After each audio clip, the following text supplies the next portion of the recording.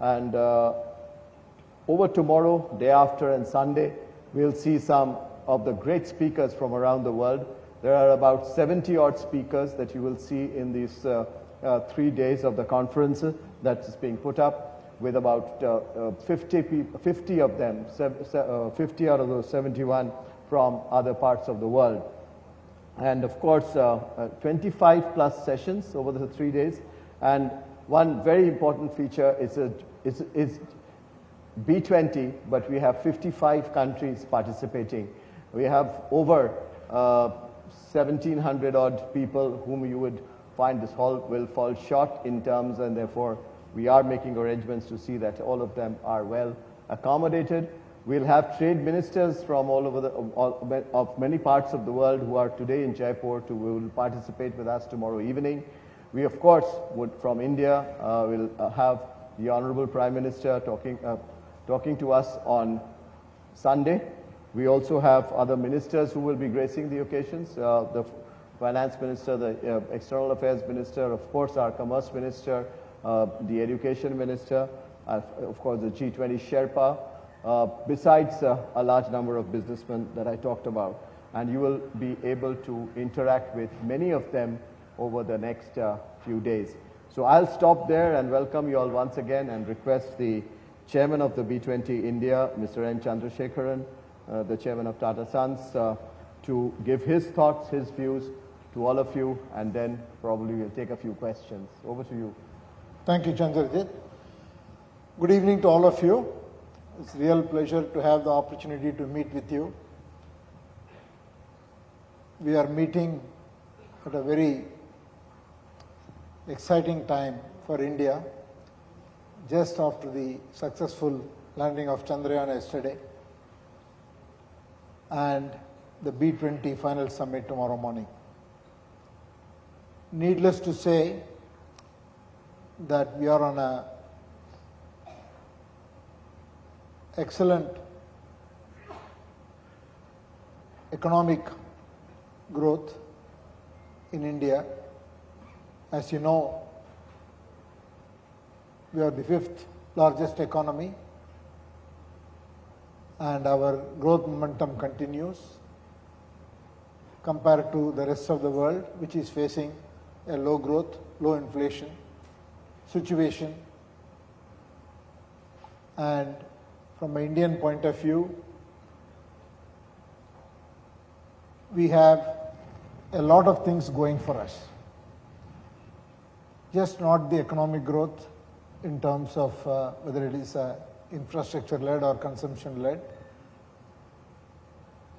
but the global transitions that are happening now is placing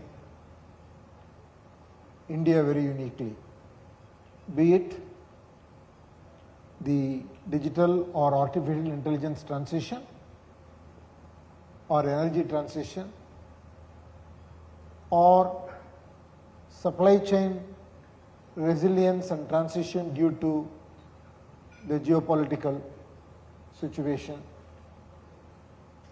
In all these transitions, India is extremely well placed. So I'll come to that later. The B20 process has been very exciting.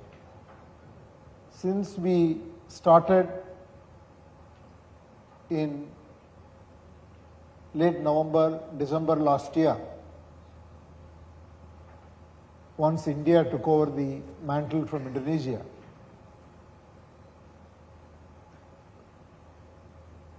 we have been at work with high intensity. The salient points are, we have had a very large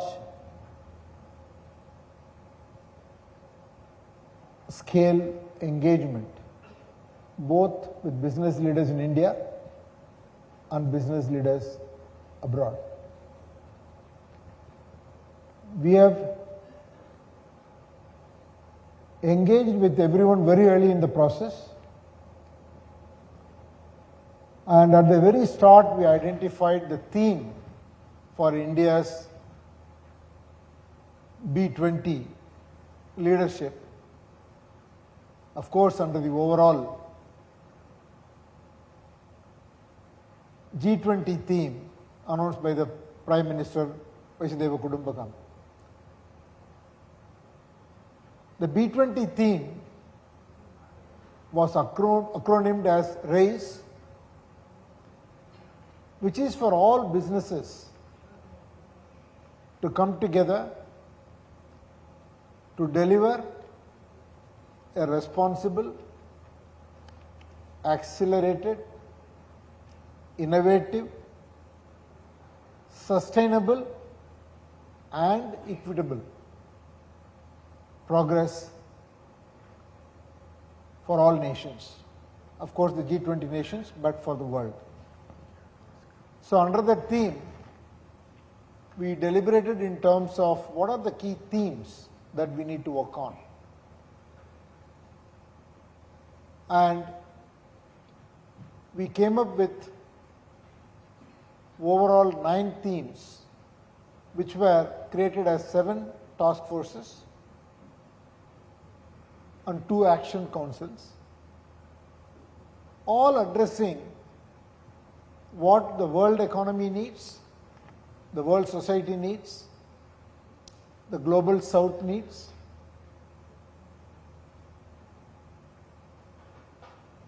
and to be very specific,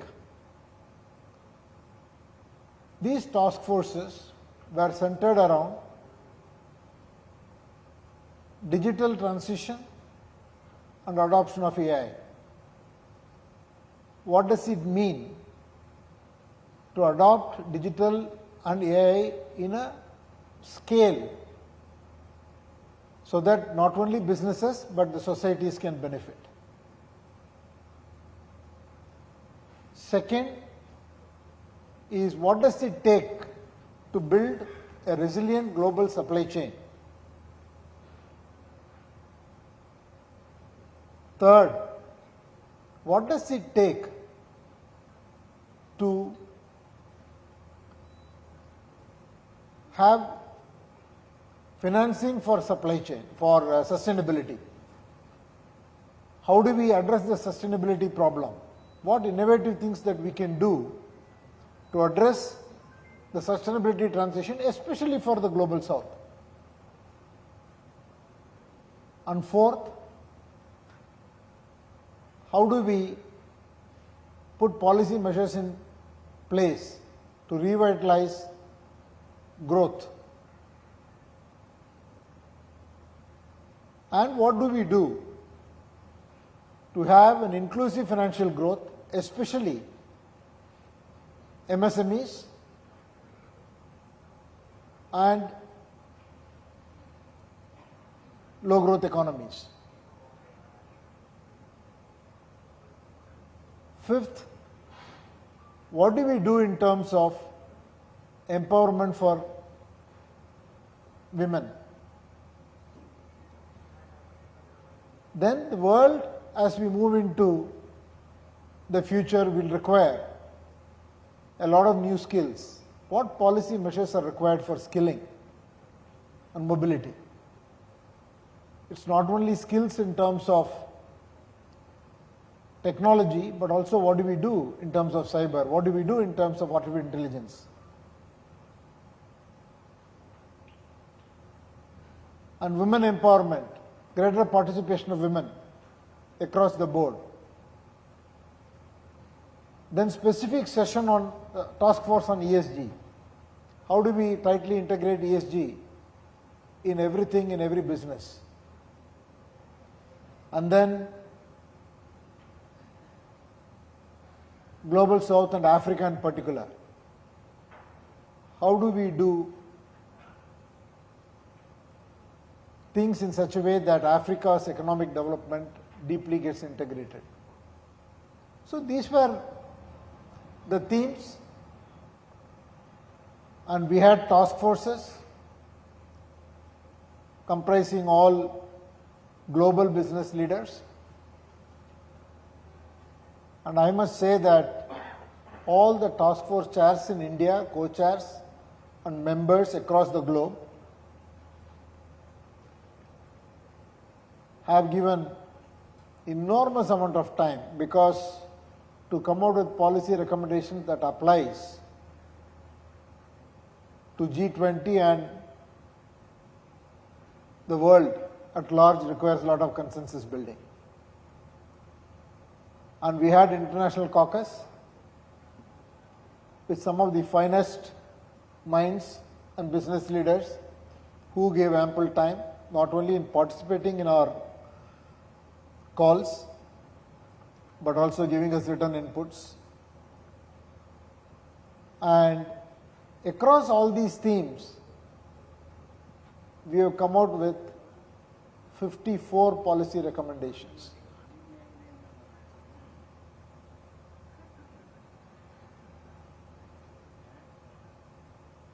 And each of those policy recommendations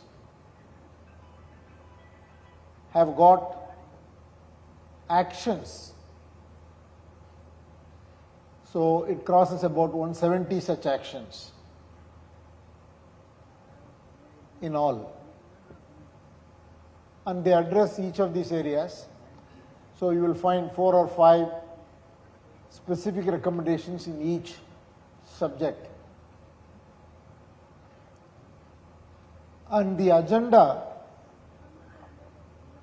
for the next 2.5 days have been totally around these recommendations. There are sessions which discuss these topics,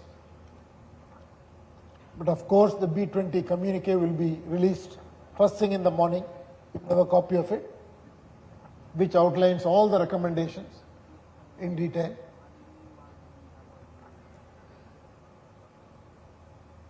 But we will cover them. What does it mean to have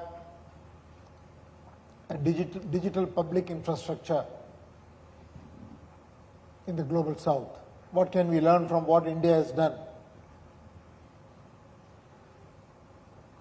And what should be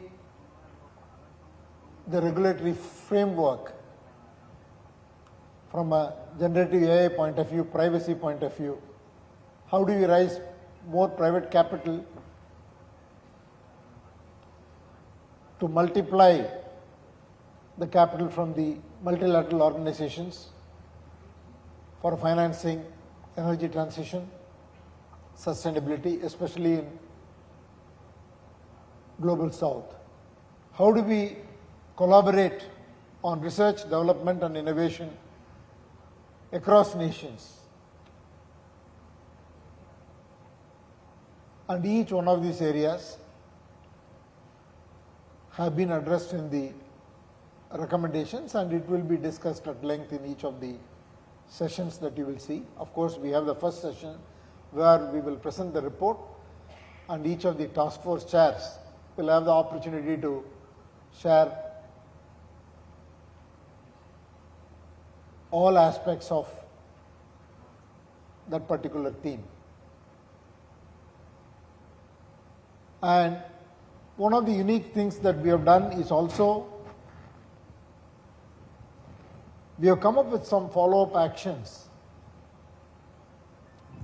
which we will also outline during the 2 days,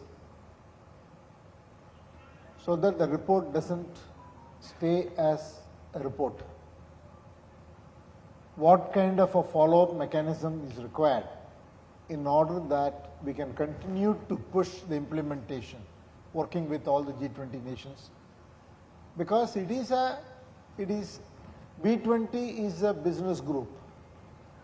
It's a global business group.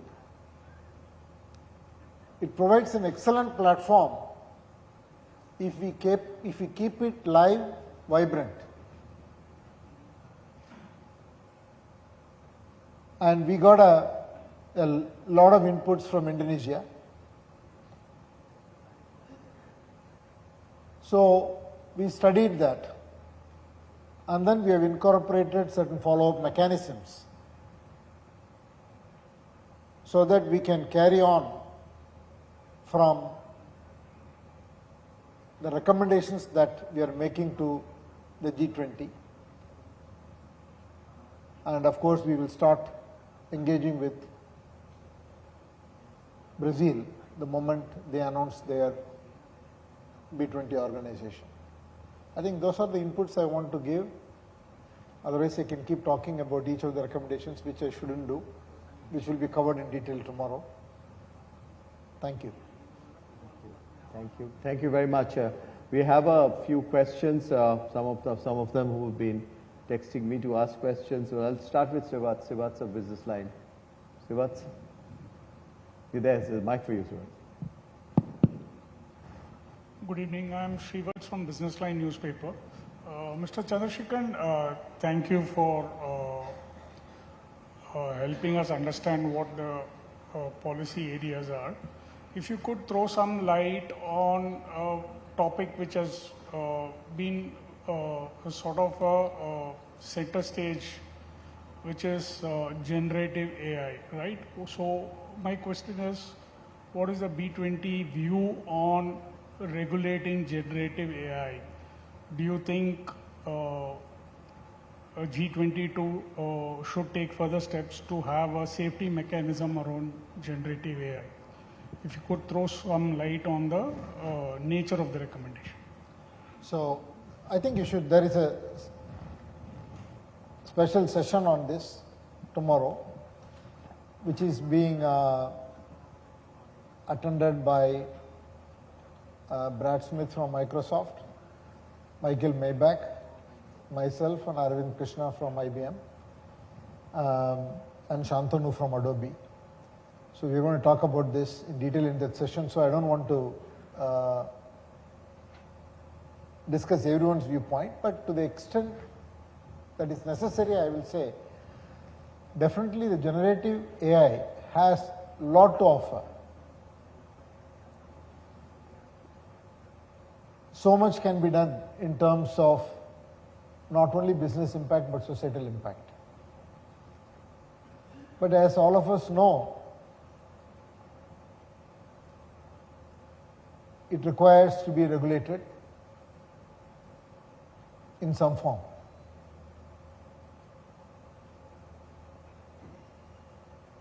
So how do we come together so that we have a common framework is more important. If we have very disconnected regulations in different world, then the progress and innovation will be impeded. So how do we regulate it in such a way that we bring responsibility in the use of generative AI, but at the same time, we don't choke innovation. So I'm sure you will hear a lot. So you will hear about generative AI, you will hear about data, data privacy, you will hear about cyber. All three are equally important. Well, actually, each of those areas that was mentioned, there will be a session of the 7 task forces and the 2 action councils, and each one would have for both overseas and Indian speakers. The program is there with you. If not, you will get it before you leave the room.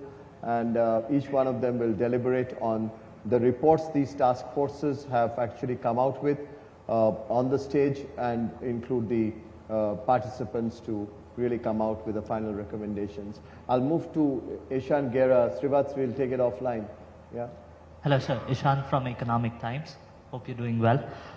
Sir, in terms of net zero targets, because sustainability is one of the issues that you are covering, do you think companies need to be more aggressive as far as net zero targets are concerned? Because G20 countries have set their own net zero targets, companies are yet to come out with their own. So do you think there needs to be more aggressive approach as far as companies are concerned? I think it is a very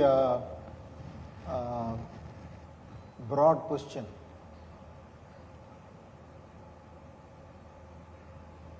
I think the way I can answer it is depends on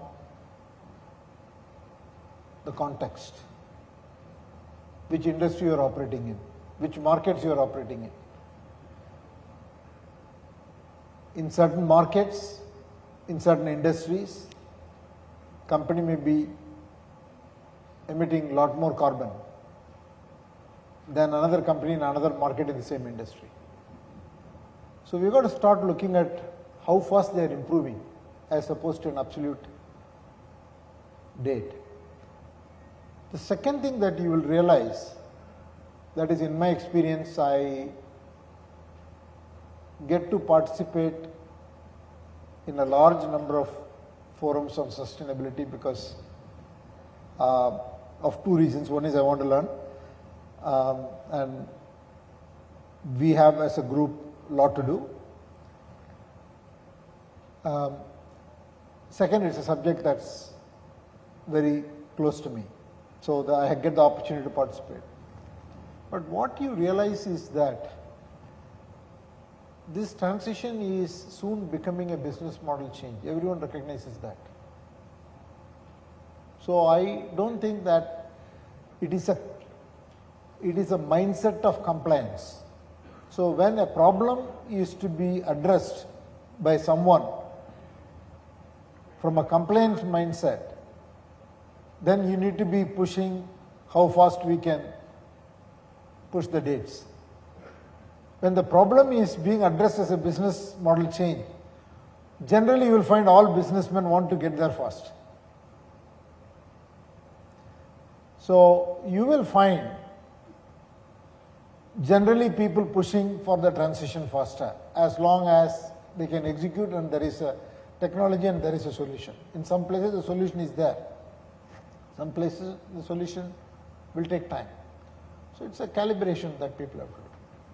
Ashmit Kumar, CNBC. Yeah. Hi, good evening, sir. Ashmit from CNBC-TV18. Thank you so much for taking our time to speak to the media. I have a two-part question. The first one is slightly broader, the second one more specific. The broader question I want to ask you is on the issue of DPI, Digital Public Infrastructure. India, in many respects, has led the way. And while many governments have appreciated those efforts, I just want to get a sense of what the B20 conversations have been like. Do global companies, global corporates see it as an enabler, or is it more of a challenge for the larger business global community? That's the first part. The second part, I want to talk about regulation, more specifically on the question of privacy. Recently, we have had a DPDP bill now turned into an act, and that has been welcomed by very many leaders within here in the country. I just want to get a global perspective on how legislation is being looked at in terms of privacy, and whether there is an apprehension or a fear of over-regulation.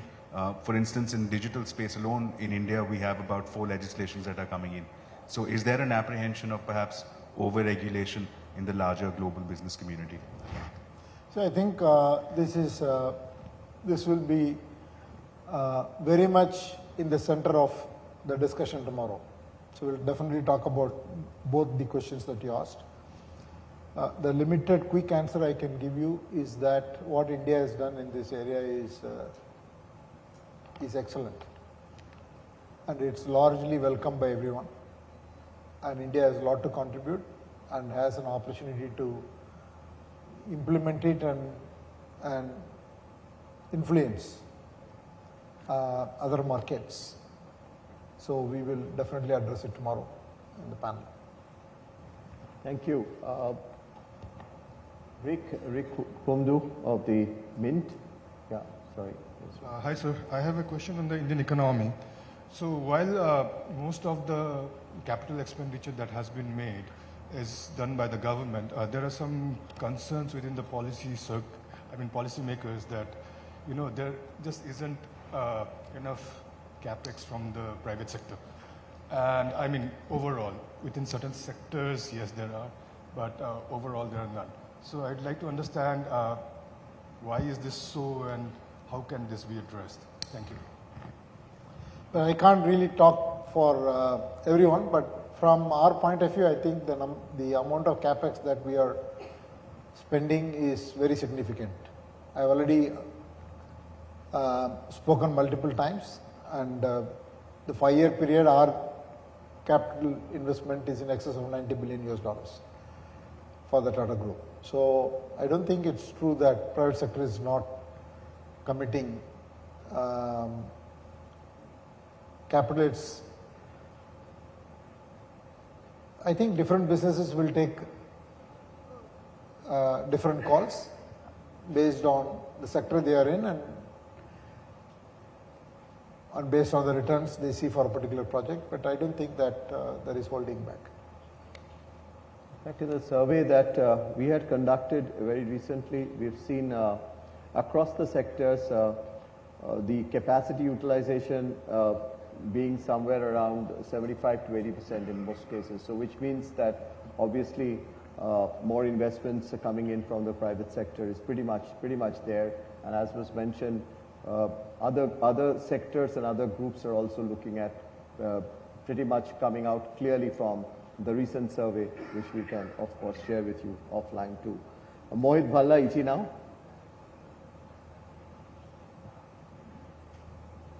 Hi Chandra, this is Mohit Bhalla from the Economic Times actually, just a small correction.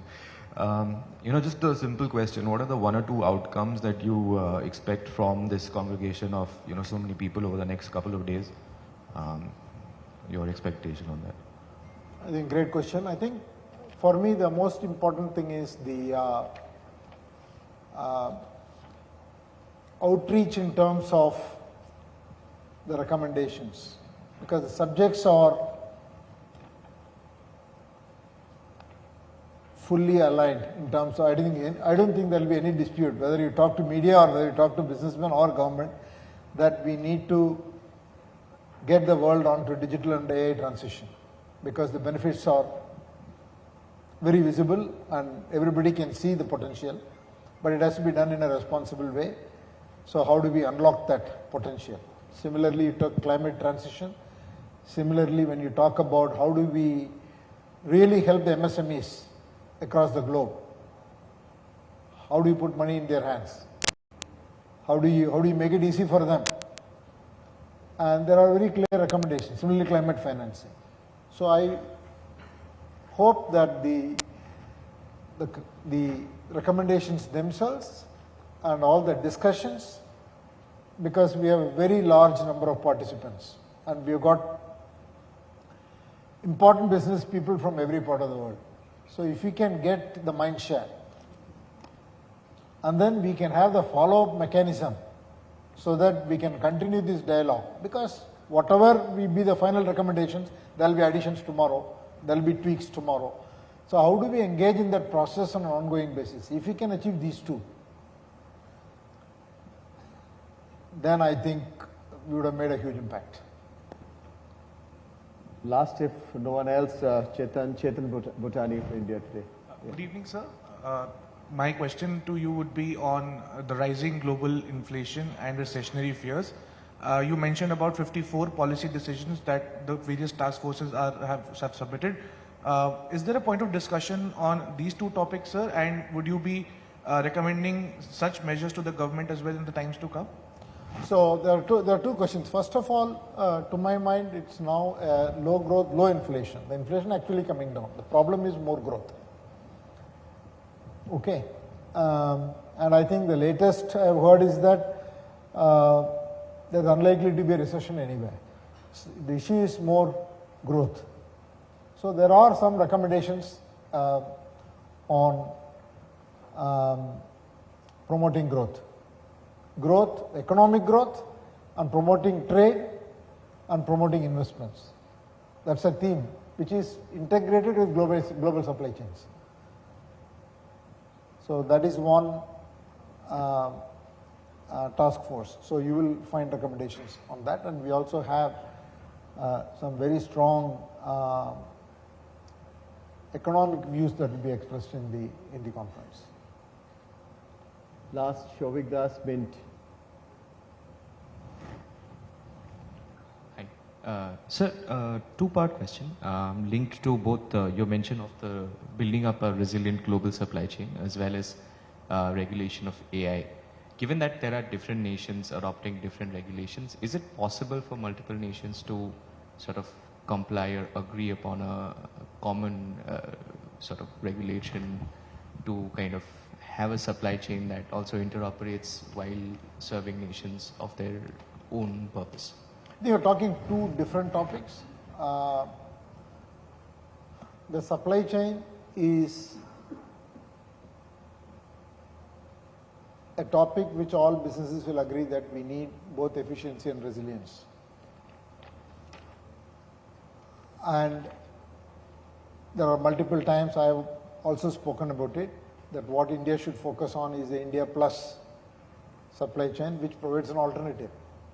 And that is a real possibility, whether it is in electronics, whether it is in high-tech manufacturing, or semiconductors, or you talk about defense, or you talk about pharmaceuticals, you talk about any industry, it is a huge possibility, and we need to build the whole ecosystem. Because supply chain is an ecosystem play. Nobody can do it alone. India, because of its size and a vast talent pool, significant advantage that we have, we should take the lead. But we need to work with other nations. The second one is on generative AI.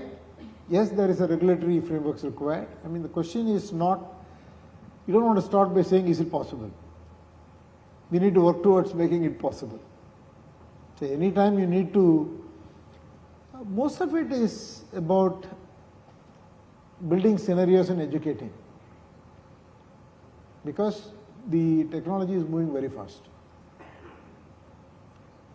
And for every possible positive case, there is always a negative case.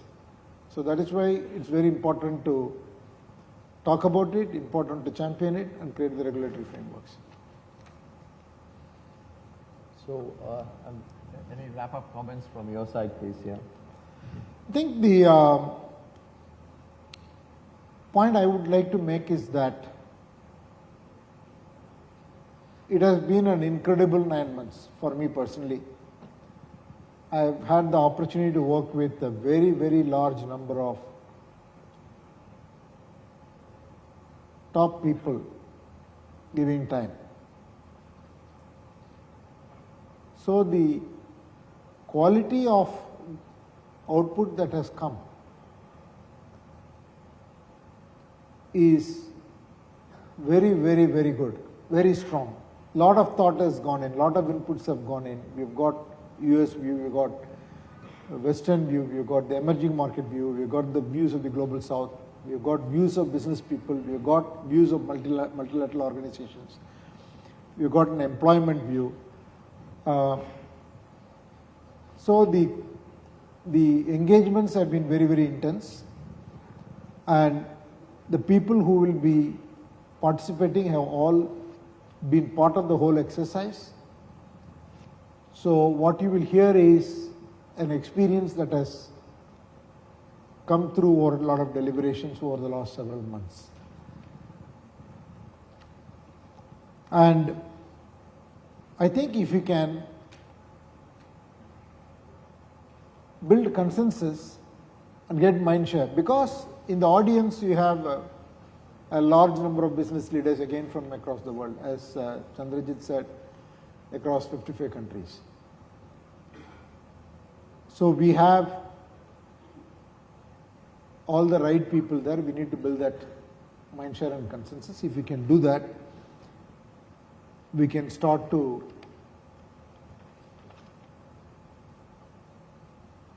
follow through, especially after the recommendations have been submitted to the G20, because the G20 has to deliberate on these recommendations. And whatever is the final outcome, if we follow through, I really think that we can make a very good impact in the areas that I mentioned. So that's what I'm looking forward to. Definitely there'll be a lot of learning sitting there for 2 days. Thank you all very much for being here and being there tomorrow.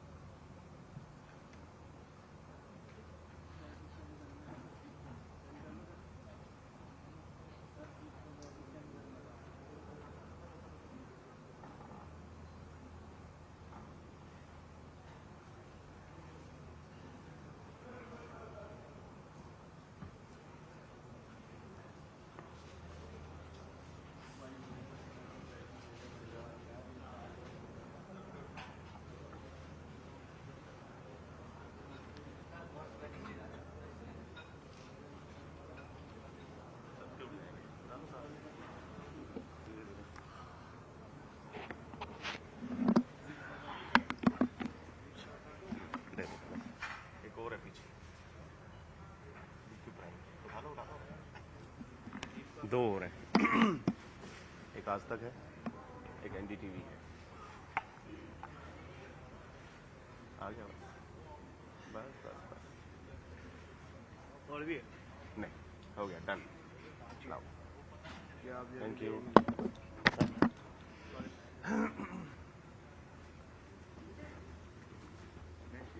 क्या हुआ ये लो बुला रही है क्या बुला रही है क्या कह रही है